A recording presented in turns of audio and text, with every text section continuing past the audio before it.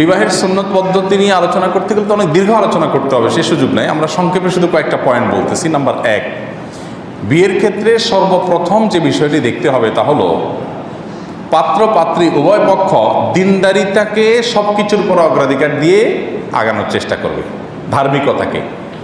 দেখুন, ধার্মিকতা মানে দাড়ি টুপি না, ধার্মিকতা মানে বোরকা না, শুধু এগুলো ধার্মিকতার এক একটা পার্ট মাত্র। আসল ধার্মিকতা হলো সে আসলে আল্লাহর কাছে নিজেকে সারেন্ডার করছে কিনা, সে কোরআন হাদিসের সামনে নিজেকে সমর্পণ করছে কিনা, যে কোরআন হাদিসের নির্দেশ আসছে সে থেমে গেছে। দ্বিতীয়ত হলো আদর্শ সুন্নাহসম্মত বিয়েতে মহর হবে সহনীয় পর্যায়ের।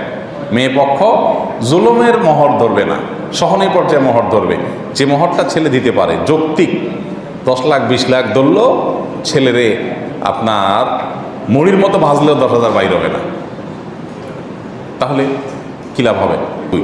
3 নম্বর হলো যৌতুক মুক্ত বিয়ে করা। যৌতুক ছেলে চায় না, মায়ে চায়, বাপে চায়, চাচা চাচিরা খোঁচায়, প্রতিবেশীরা বলে, এলাকাবাসীরা বলে, এই জন্য ছেলে অনেক সময় চুপচাপ থাকে। এক্ষেত্রে স্ট্রং হওয়া যে না, যৌতুক চুল পরিমাণ যৌতুক আসতে পারবে না, যৌতুক মুক্তই হতে হবে বিবাহ।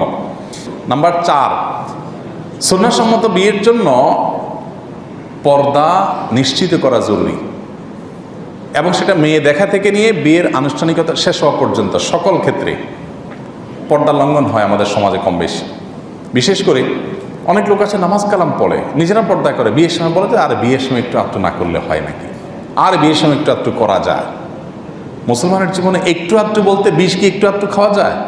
কি বলেন? কারেন্টে একটু আধটু হাত দেওয়া যায় ডাইরেক্ট লাইনে? তাইলে হারাম হারাম, সেটা একটু আধটু বলতে কোনো কিছু নাই, কখনো করা যায় না। তো এই জন্য মেয়ে দেখতে যাবেন, সেখানে আপনার দুলাবাইরে মেয়ে দেখাবেন, আপনার বন্ধুবান্ধব নিয়ে মেয়ে দেখতে যাবেন, পর্দাহীনতা জায়েজ নেই। আপনি দেখবেন, আপনার ফ্যামিলির মেয়েরা দেখবে, আর কেউ না, আর কোনো পুরুষ না আপনার ফ্যামিলির। 5 নম্বর এবং গুরুত্বপূর্ণ একটা পয়েন্ট হলো গান বাদ্য মুক্ত বিয়ে, হারাম গান বাদ্য মুক্ত বিয়ে। এই যে মিউজিক দিয়া ঝাঁকানাকা আপনার ব্যান্ড পার্টি আনা ছাড়া বিয়ে তো আজকাল চিন্তাই করা যায় না। ছেলে করতে চায় না, বলে হুজুর আমি আসলে করতে চাই না। তো কেন হচ্ছে? ওই বাগিনা বাগিনীরা, বাতিজারা এরা একটু আনন্দ করতে চায়। গুনাহ বরের হবে আগে। 6 নম্বর এবং গুরুত্বপূর্ণ একটা বিষয় হলো বিয়েটাকে সহজ করতে হবে। বিয়েটা কি করতে হবে?